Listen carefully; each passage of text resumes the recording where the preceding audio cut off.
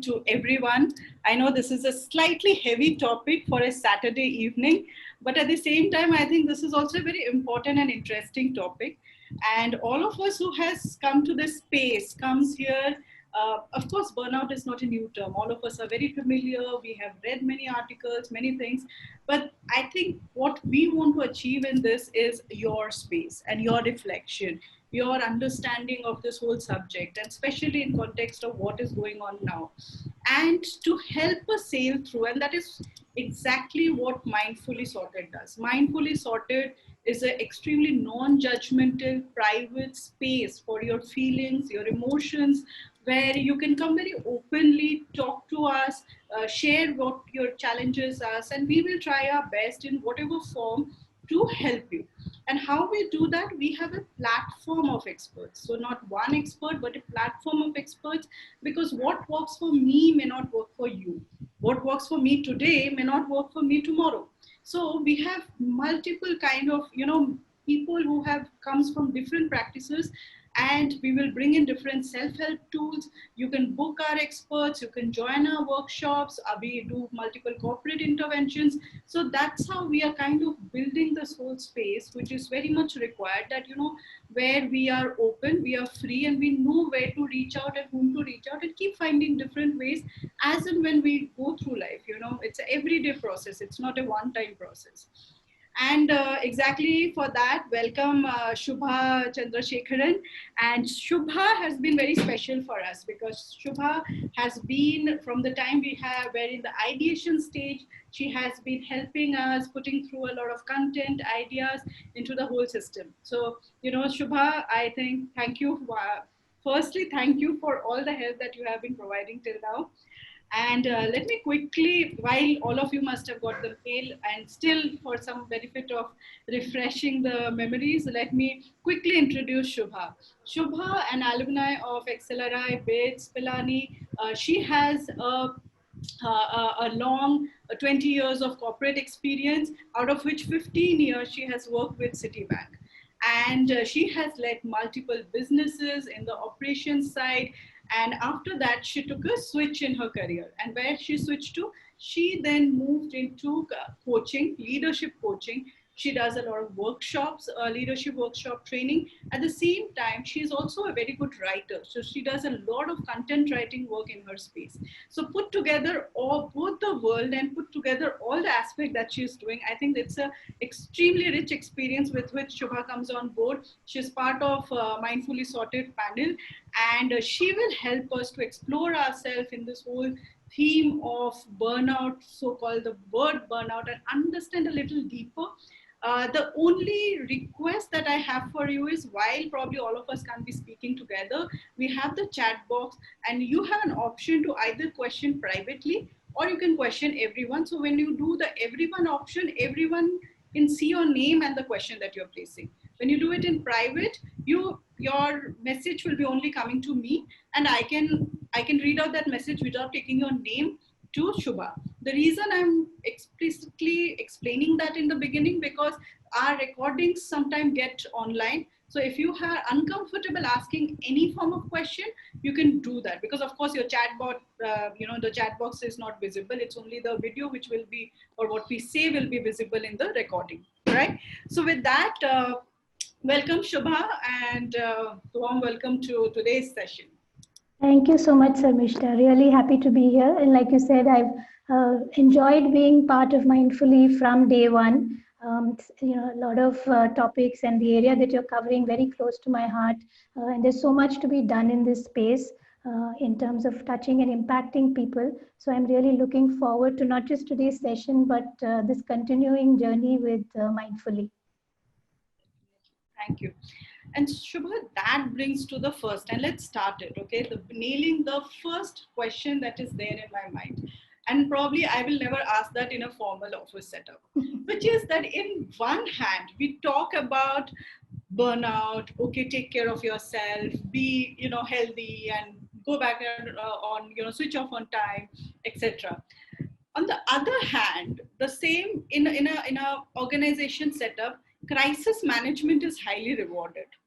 Stretch is highly rewarded. overwork is highly rewarded. So I used to be, as an HR, a lot of people used to say, or a lot of managers used to come and tell me, like, everything is going smooth. Just because I have planned well, structured well, have the right team, and there is no escalation, we do not get recognized.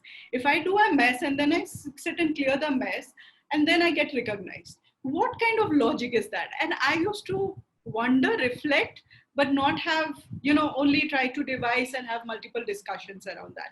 So what's your take on these two contradictory views? No, it's very true, and it, across corporates now, and always, I think we've been trying to more and more build a high performance culture, right? That's become a mantra. Who is somebody who's a leader who can build a high performance team? Are you recognized as a high pot? Is what are your visions of success? How are you going about it? And like you said, all of it comes as a cost, and slowly we are coming to realize that. Um, and just like you said, in organizations, in the teams that I've led, and in pretty large teams, many youngsters have come and asked, saying that, what about just doing the everyday work well, right? What happens to us? Why is it always about being in that special project, doing more, sitting late, doing extra work? But there is something as defined as our role, and we're doing that really well. So what happens to people like us, right? And I think maybe in this time, in this pandemic, slowly we're realizing, as things slow down, that all of this came at a cost, and many people are able to see how a little bit of the other life looks like, right? When things are slower and you have more time for your family and other things that you want to do, sometimes willingly and voluntarily, and for some people, unfortunately, by circumstance, there is more time at hand. And that's also why we're hearing this whole notion of burnout and increased stress more, because people are able to reflect and think about, where am I now and why am I feeling this way, because there's a lot of mixed emotions in terms of how I'm feeling about work and family and everything coming together. Right.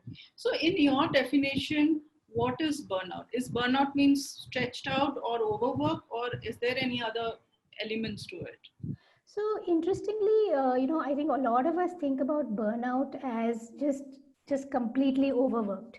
That your workload is so high that you can't take it anymore, and at one point you just say enough is enough, and you give up, right? But that is not how burnout is defined. And as recent as May of last year, the WHO thankfully kind of introduced a definition to burnout, saying that it's really chronic workplace stress that is not being successfully managed.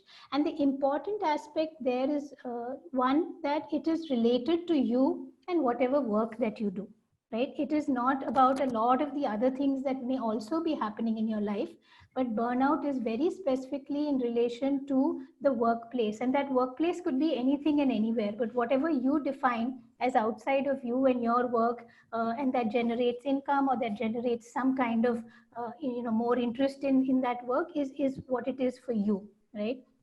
And it's also important because it takes the focus away from being purely an individual's problem, right? When you say that it's a workplace phenomenon, then that means that there could be things that are wrong at the workplace itself, right? And it's not a disease that one individual is carrying and has to get treated for. And if you say, oh, I'm feeling burnout, then they're ostracized, and oh, get help and then come back when you're okay.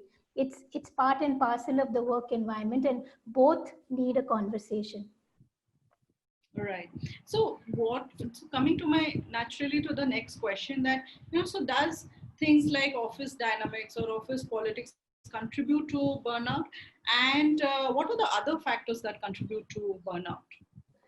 So that's a great question, because a lot of us assume that I will get burnt out if I have too much work, right? I will reach a stage of burnout. How can I feel burnout if I maybe don't have enough to do, or if I just don't like what I do, or it's not something that I want to be doing now, and I want to be in a different profession, etc., right? And interestingly, even if when I think back as to, like you mentioned, I was in a corporate career for 15 years. And then I took a very significant change in career.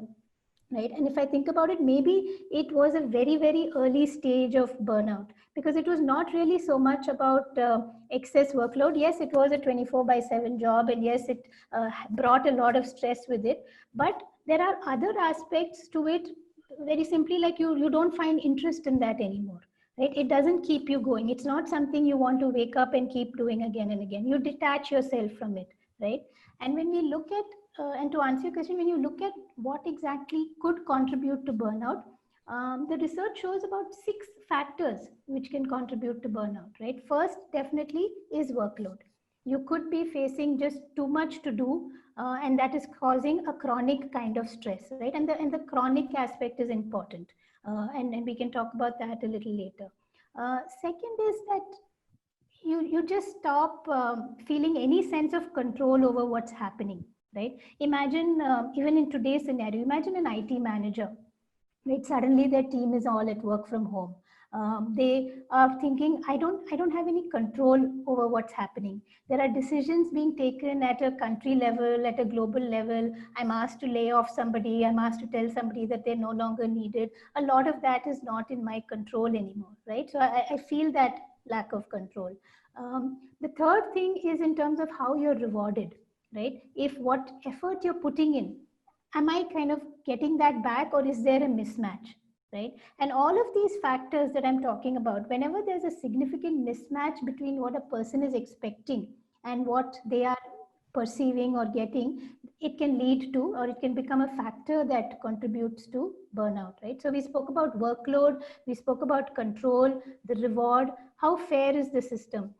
You were asking, does somebody have to have a lot? What about people who don't have much to do?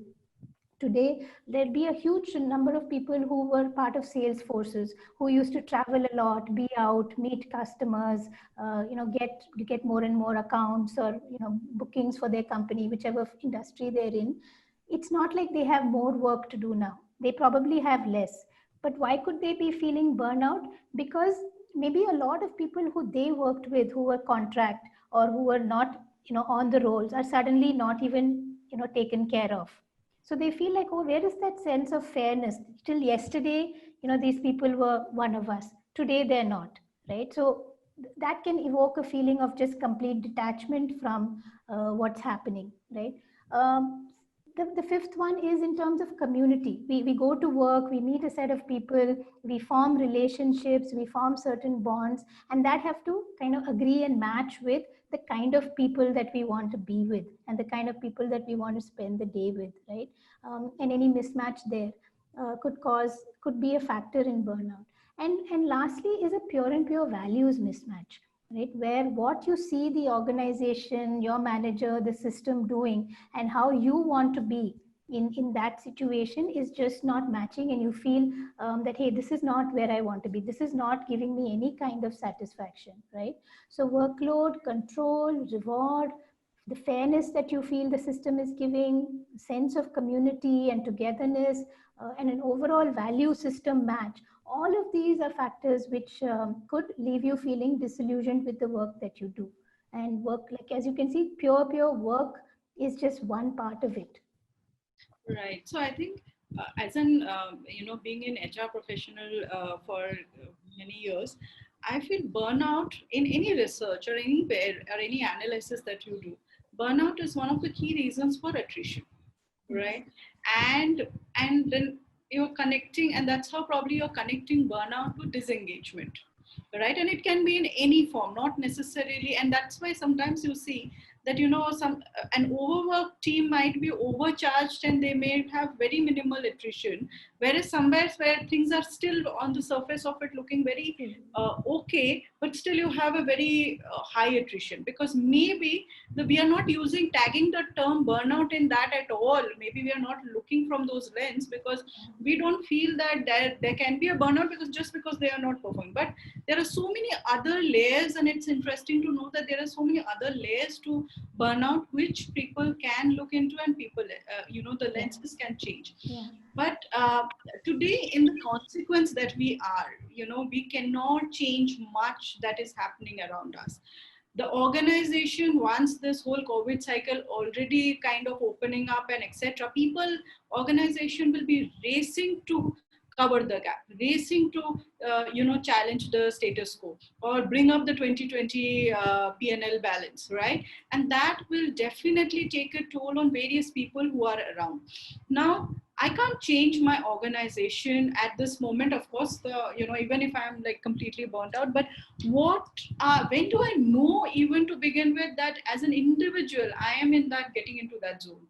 Yeah, no, and I think that's an important question because all these factors that that I was speaking about, they don't happen overnight, right? It's not that suddenly there's a value system mismatch, or suddenly you feel like you're not getting, you don't have enough control. It is something that there's a slow road to this burnout, and interestingly, it can start with a lot of just high stress, right? Chronic stress builds up, so you start with having a lot of work to do. You've got a lot of projects, you've got delivery, you're going on doing them, you're going on churning out the work that needs to be done, or you're hitting your sales targets month on month, and you're pushing yourself, and that is stress related to that particular project or work that you do.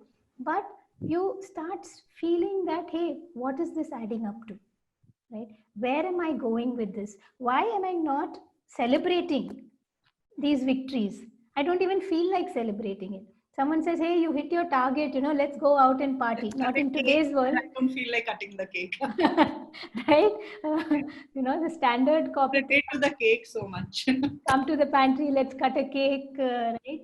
And today maybe a lot of us are missing that because we're missing the office itself. But in that scenario, you feel like, hey, what are you celebrating? Okay, one more month, I hit my target. I'm not feeling anything, right? I don't feel anything special. I don't even know what it means to kind of hit that target anymore. It's not it's not refreshing me. It's not recharging me. So it's a slow road. And, there are some very simple, how do you know if you're on that road to a burnout?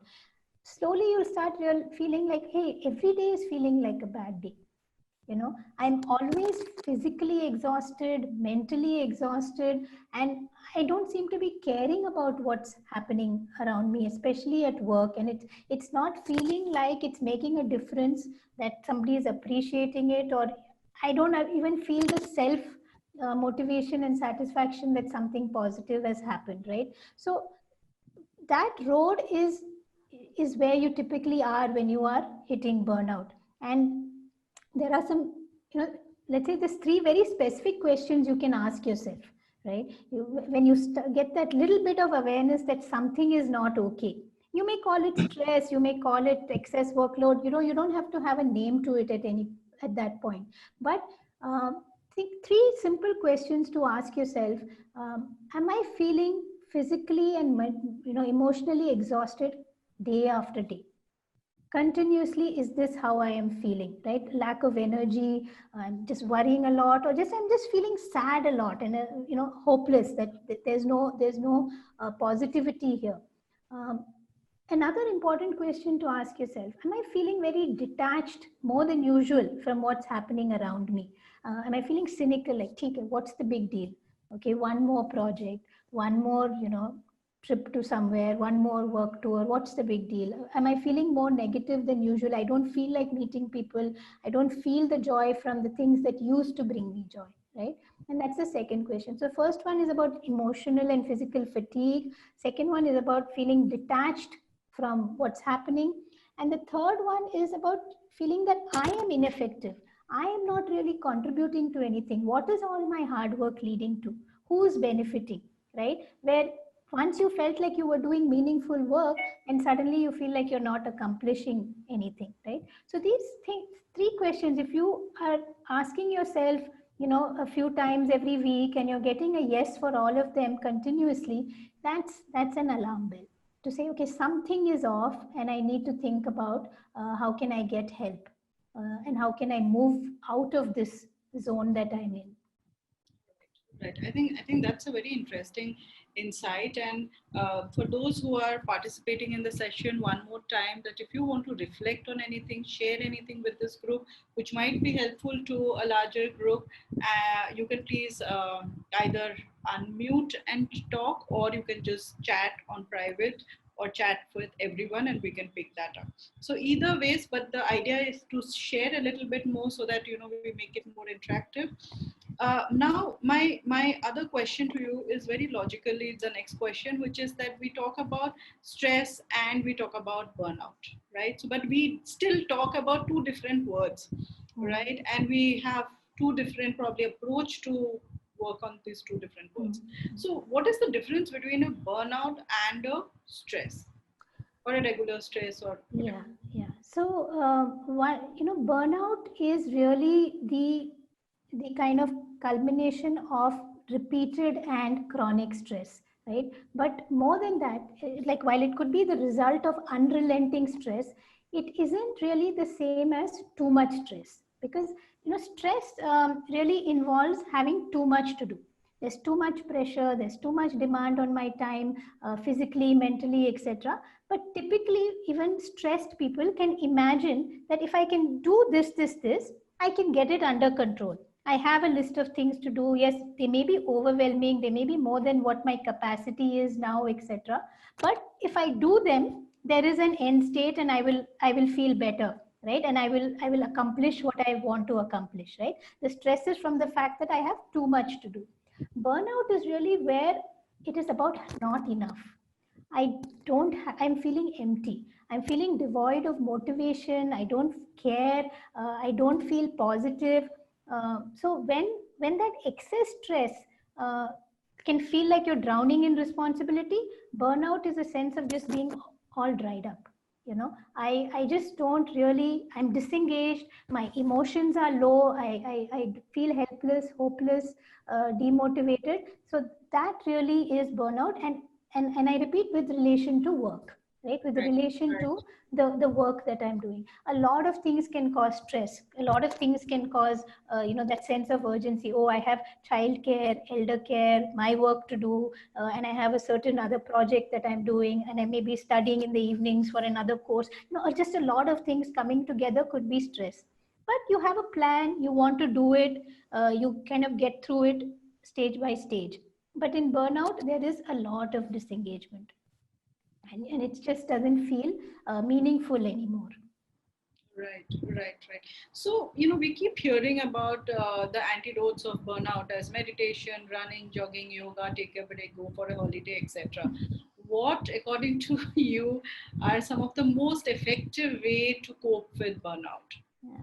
No, I think when if you are in that emotional state, and someone tells you that, hey, why don't you try yoga, or why don't you try meditation, it initially it can be probably just a put off, that as it is, I don't feel like doing anything, and you're trying to tell me to do one more thing, a thing that I have not done before, and I know I won't enjoy it, and that's what your mind is telling you, right? So in terms of, even before we get to kind of antidote, the way to deal with it is, one, create some kind of, uh, how can I catch it early, right? How can I get this awareness for myself early? So whenever I'm, slightly seeing a dip in my own physical and mental energy, just those three simple questions, right? Am I feeling that continuously? Am I feeling a sense of detachment? And am I feeling a sense of ineffectiveness?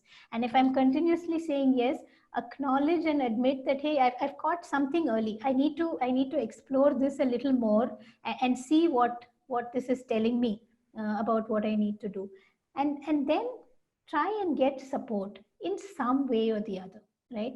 It could be a colleague that you're comfortable talking to. It could be your spouse, a sibling, a really good friend from school, even somebody who's in a completely different industry, right?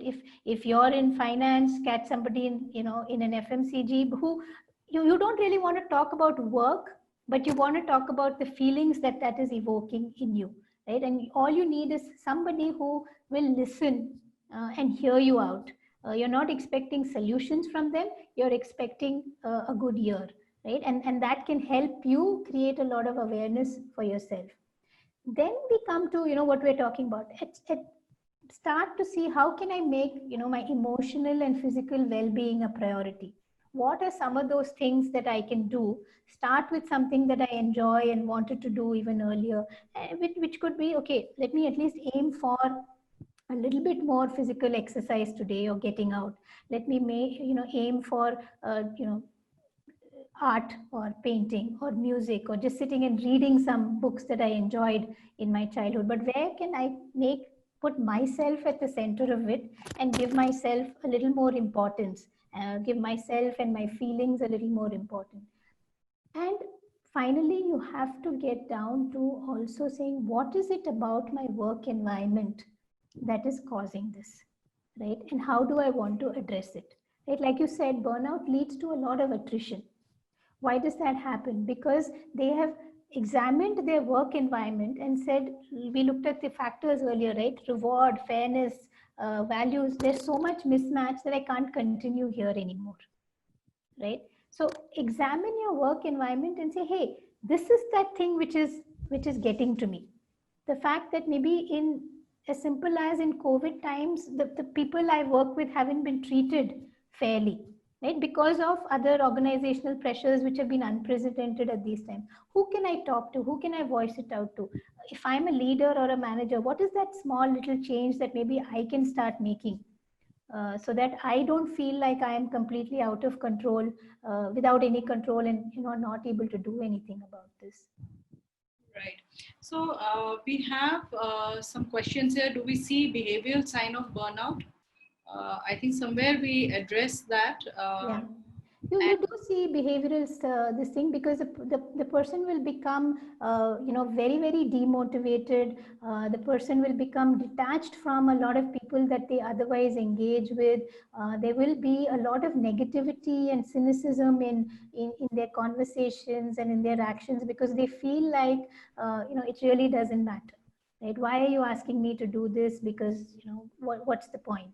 I'm not going to achieve anything, right? So there will be their emotions will be a little blunted. They won't be overreactive to anything. It will be very subdued. So you will see certain behavioral signs.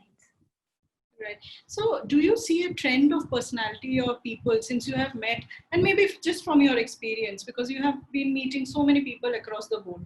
So, do you see a particular trend of people who probably are more prone to burnout versus some other people? Because that always sometimes happens. So I think what I see is that and because we are able to distinguish it from what stress is, I see this across, if I can call it, generations and type of work, right?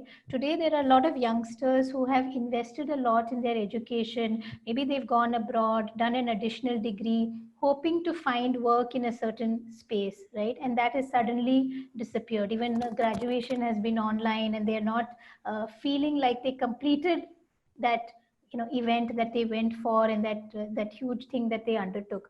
There are a lot of founders who are finding that, hey, my business model is no longer viable, right? A lot of what I put my heart and soul and mental energy into is now suddenly I have to relook at it completely, or I have to, and typically in startups, and we see a lot of that in Bangalore, you've built your team with a lot of effort and care, right?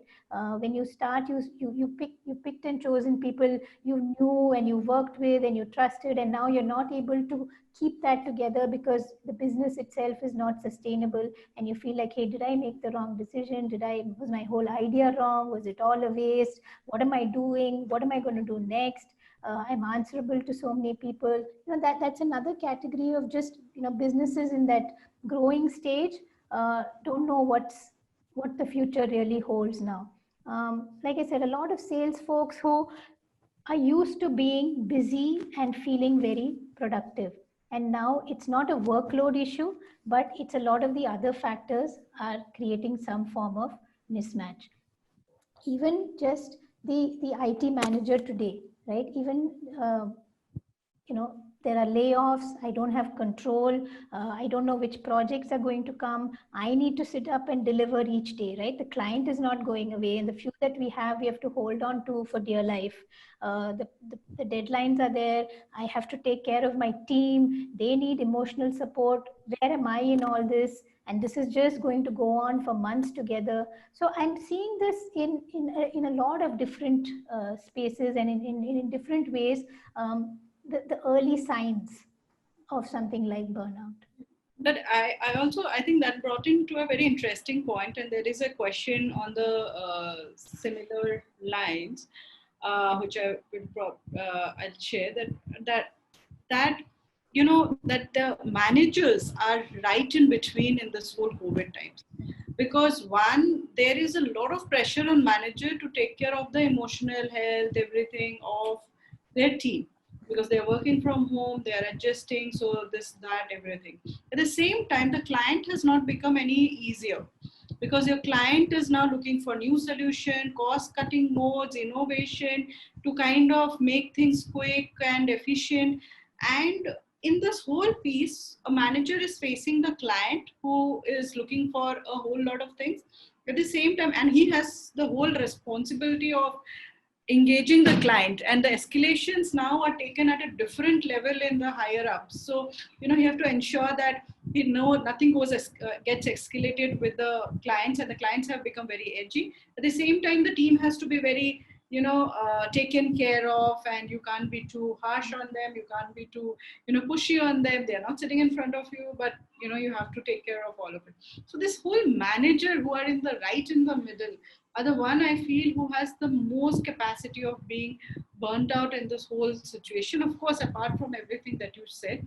And the other thing is that, when coming to the question that he asked, that behavioral signs of burnout, I think there are, like what you said, I also realized that people who probably have a larger sense of control, like who wants to control a lot of things, who probably have difficulty in delegating things or structuring things, may have a higher tendency, and correct me if I'm wrong, tendency to be get into that zone faster than others. Not that others won't get into because it's a very external factor driven, but it probably they can get into that zone a little faster than others, is probably what my take is. Yes, yes, true. And even if, you're very true, like what you mentioned about managers really being stuck in the middle and sandwiched in these times, right?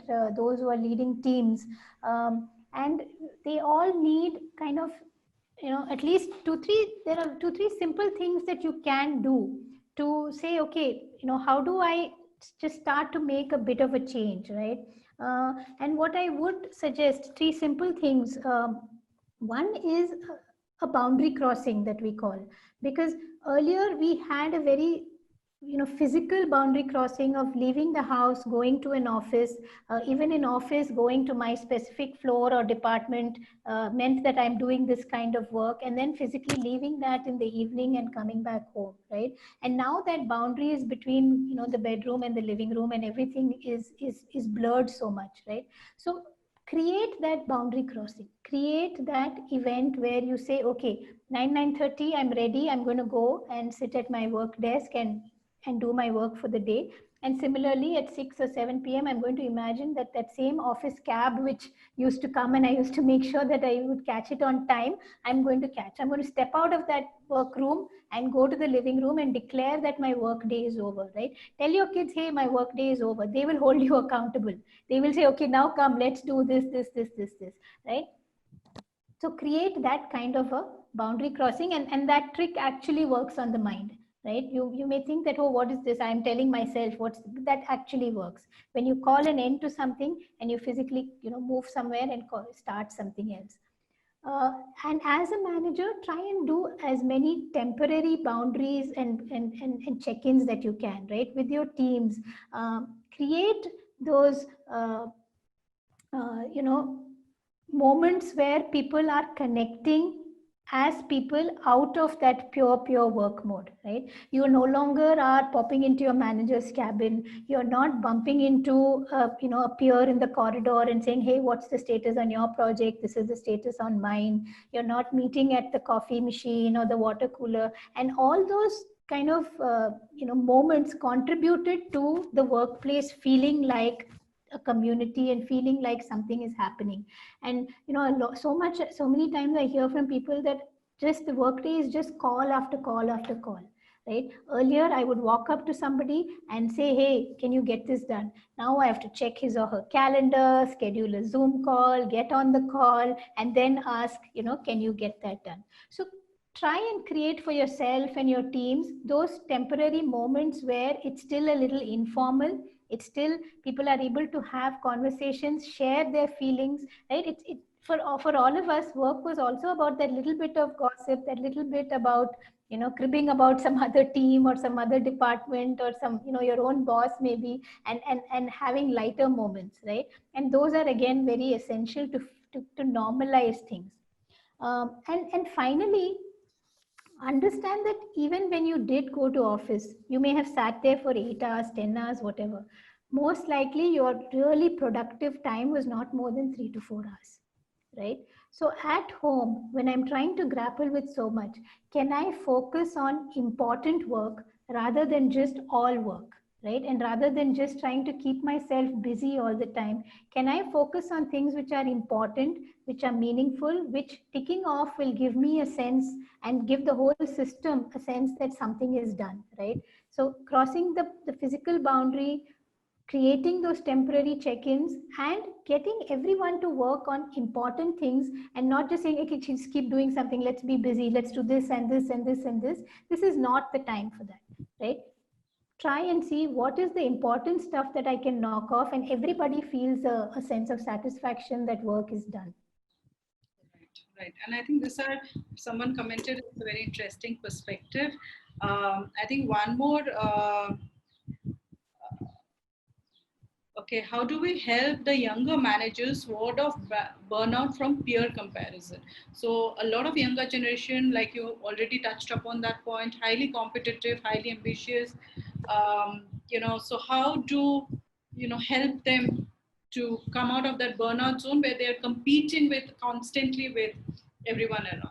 Yeah, and I think in these times that's a little bit accelerated because they are also not really sure what is my peer doing, right? I can't see them in the office, or everything is happening remotely. Are they getting ahead of me? Are they having more conversations with the manager than I am, because I don't see them anymore, right? So try and as a manager, help create a lot of transparency, right? Maybe a simple dashboard to say who's working on what state, what stage of completion it is in, so that that anxiety is not building up among individuals that, hey, I've been given this project, I don't know what he or she is doing, what if they're getting ahead of me in the game because I didn't ask for more, so let me ask for more. And then creating a vicious cycle of burnout because you've asked for more than you can handle, you don't really want to do it, you're not sure if you're going to be rewarded, you're not sure if the system is going to be fair. So I think from a manager perspective, a lot of transparency,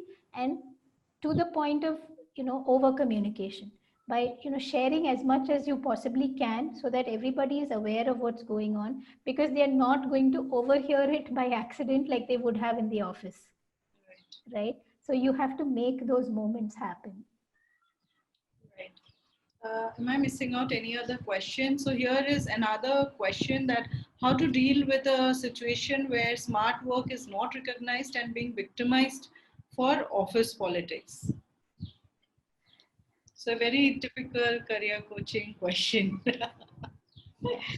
So I think, one is that if you're able to identify smart work, right, give yourself a pat on the back, because that itself is something that most people struggle with, right? To figure out what is it that I really need to be doing, what is it that will make me effective, and tick off important check boxes, and not just going crisis after crisis, firefighting after, everything that goes wrong, right? So if you've been able to identify that, what you should really do is align those priorities which you have identified with your stakeholders, right? So whether it's your manager, whether it's someone at the client, whether it's someone in a peer or in another department, right? How can I align what I have identified as priorities and get, in a way, some kind of acknowledgement from them that, yeah, we also want you working on this, right? Then when you have that alignment, or they may even correct you, saying that, hey, you've chosen this as important, it's really not, so just keep it aside, it's going to take another 12 months to actually see the light of day, why don't you work on this, right? And so you rejig that according to what you and your stakeholders are saying. Then you have a much better chance of that being rewarded in whatever process that the organization had, because you've got their buy-in, you've already said it up front, you're not coming back, after, let's say, 3 weeks and saying, I chose to work on this because I thought it's important.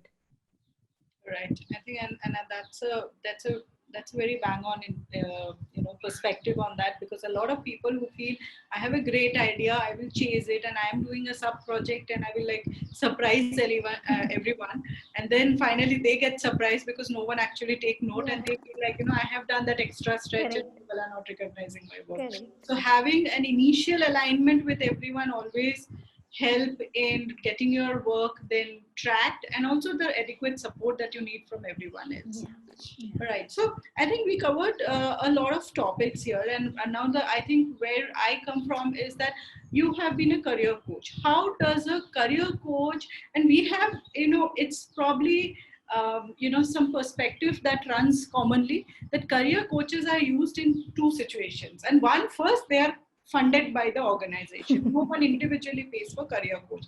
That's the first perspective that you hear. The second perspective that you hear is that career coaches either are used when someone is an hypo, so part of that elite club, and the program has a personal career coach as part of that program. So a hypo get a career coach aligned. Or the person is not able to perform at a senior level, you somewhere want to give a oxygen mask or a kind of a red signal, and you're aligning a career coach who will probably tell you the same thing in a more kinder words. So these two extreme, but there is a whole in between zone as well, and a whole much more that individuals can benefit from career coach, especially in some of these critical situations when I'm probably in an early stage of burnout, etc. How do you think that the career coach helps in those perspectives? So firstly, thank you for pointing out that it is not just somebody that, should be assigned to either a high pot or a senior leader just because they are in a senior leadership role, or somebody who is, at the other end of the spectrum and really struggling. I think where we have the maximum impact as coaches is the entire range in between, right? Where people are going through different kind of life events or life changes and are looking for support through it. And the other misnomer is that unless the organization funds it, how can I, one, how can will I be able to afford it, right? And two, if I go and seek out a coach, will they think something is wrong with me, right? That is something wrong which I'm trying to fix, which is why I'm going to a coach. That's the second kind of inhibition that keeps people away, right? But coaching is effective, and I have seen the maximum impact really in those who have identified that, hey, I'm going through a change in job, I'm going through a change in role, or I'm becoming a manager for the first time, or there are some new responsibilities put on me and I want to do well in that, right? They're all part of that large middle area, but they are seeking to be better at what they do, right? All a person needs to benefit from a coaching process, right, is to say, okay, I am where I am today, how can I be a little better tomorrow, right? And that's really what a coaching conversation helps you with. It helps you generate a lot of self awareness as to where are you today, right? And there is somewhere that you want to be tomorrow, how can you get there, right? How can you just keep things moving forward in a positive way? And that's really where coaching comes in. It's not an expensive proposition, it's not something, and today thankfully there's more and more awareness that it's not a signal that you are not able to sort it out yourself and you're seeking help, right?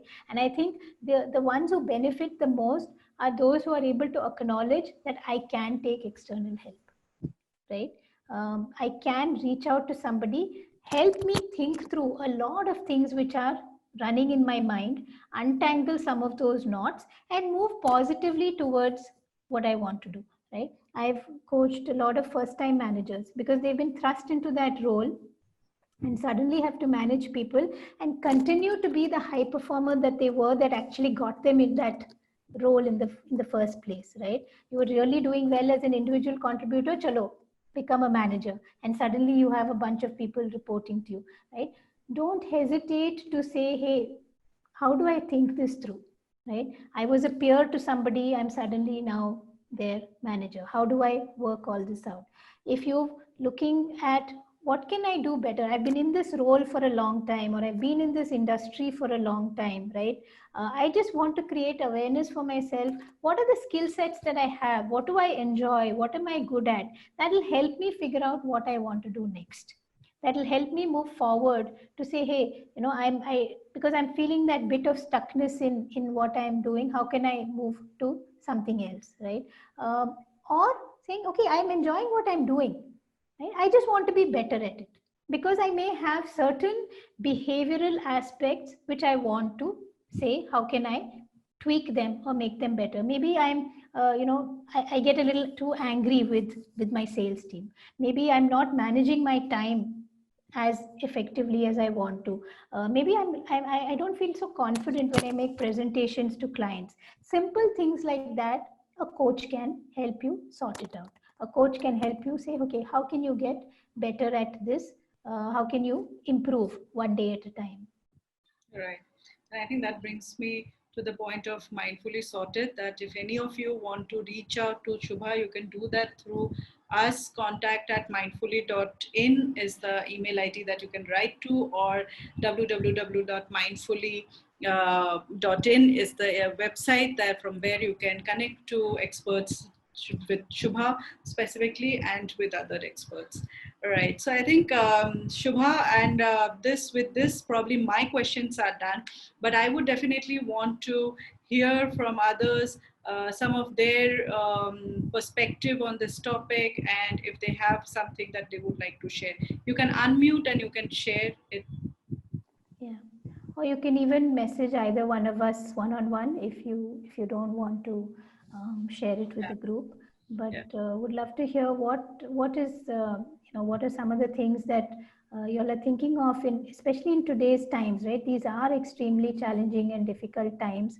Not everybody has answers, but if you can spend some time thinking where you are, where do I want to be, what is that bit of a gap that I'm feeling or sensing, and can I talk to somebody about it, right? And yes, a coach or a professional is an option.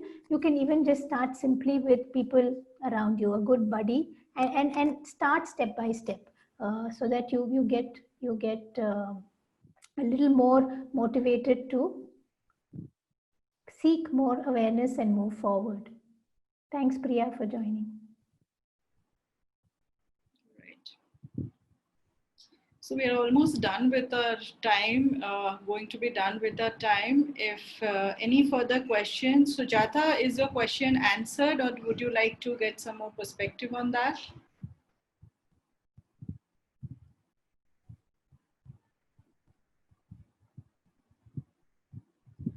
Hello.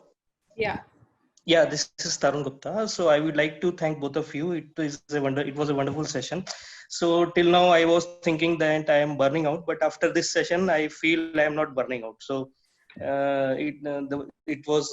she gave wonderful, Sudha, you gave wonderful insights how to actually identify what is actually burnout and what is stress. That's So great, also Tarun. the communication things do help a lot. Formal communication as well as added by informal communications within your team. You support each other, you communicate each other, discuss with each other, maybe with your manager, with your peers, with your team. So that helps a lot to ease out things. Thank you. Thanks. Thank you so much, Tarun, for sharing that, and wish you all the best. Thanks. Anyone else who would like to share anything?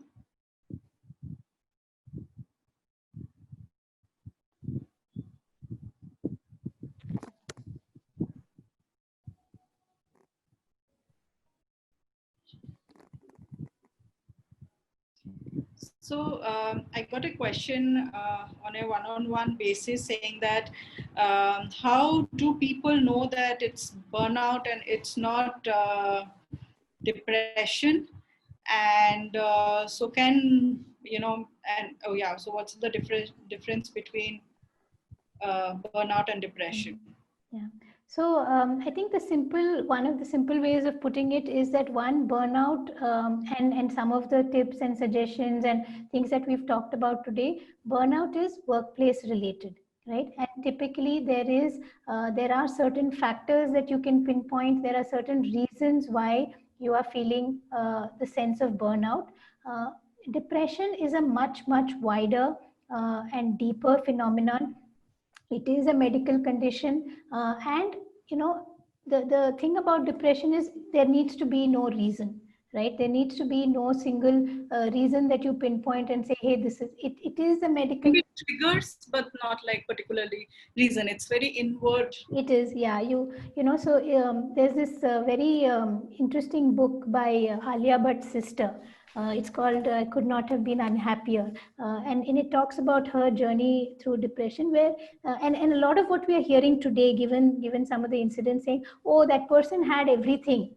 Why are they depressed?" Right? They are doing so well in life. Why are they depressed? So it's really a much more serious and involved discussion when we get to depression, and it is something that does not have to have a particular reason and a particular that you pinpoint.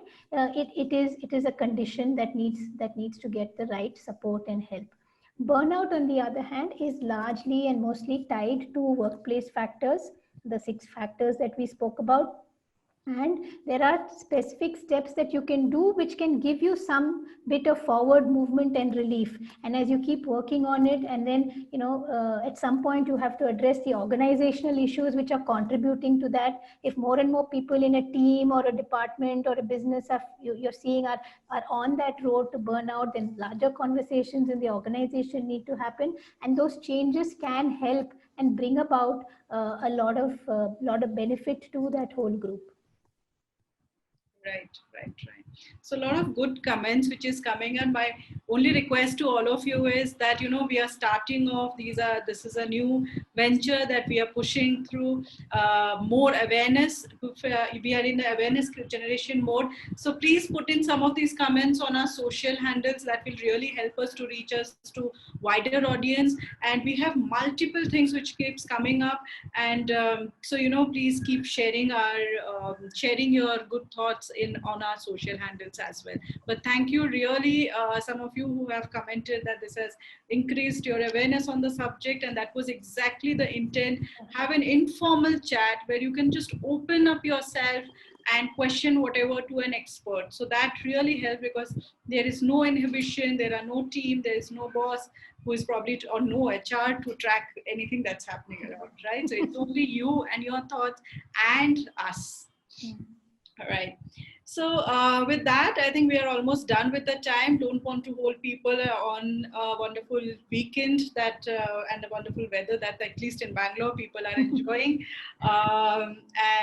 So stay safe, and thank you, Shubha, so much. This was actually a very insightful discussion, and exactly the questions that were there in the mind, at least in my mind, and I was hearing from a lot of people. You have addressed them so well, and we will continue our journey. Shubha will come to us again through Mindfully Sorted on different subjects, different topics. There are multiple topics, but what I would like from you is please, we will share a feedback form. Put down the topics that you want to hear from us more. We will have Shubha or anyone else addressing on those topics, because that will help us to provide you what you want to hear. That's one. The second part is, please, we have multiple things which coming up every week. You will see different themes, different sessions. Share your feedback on the social media, share and follow Mindfully Sorted either on LinkedIn, Facebook, Instagram, any of those forums. And that will really help us to spread our joy, our knowledge, bring more experts, and it will be a great community that we will be able to create and help each other. All right. So Thank you so much, Sarmishta, for having me, and really look forward to more, topics and speakers and panels from Mindfully for all your audience. sure. So to all of you, there is going to be a drum jam. So after 2 weeks of heavy topic, we are going to have a music week next week. So there is going to be a drum jam you call it, or drum circle you call it, whatever you call it. Mostly there will be a musical session where you can bring your entire family together and enjoy creating some good music, because music is a wonderful therapy. So there will be also a music therapist who will come on live on Facebook to share how music therapy and what music therapy, like how you didn't know what burnout means, and this really opened up your mind. It's not just working hard. Similarly, music therapy is not about just some bells and music here and there listening. It is very deep and very powerful. So join us on the music therapy. The person will not just tell you what music therapy is, he will make you experience what music therapy is. It's on Thursday. We'll share you more details, and also for the next Saturday, come with the entire family and join us for the drum circle. With that, see you everyone, and thank you so much, and join us. Stay tuned to Mindfully Sorted. Bye bye. Thanks. Bye. Thank you.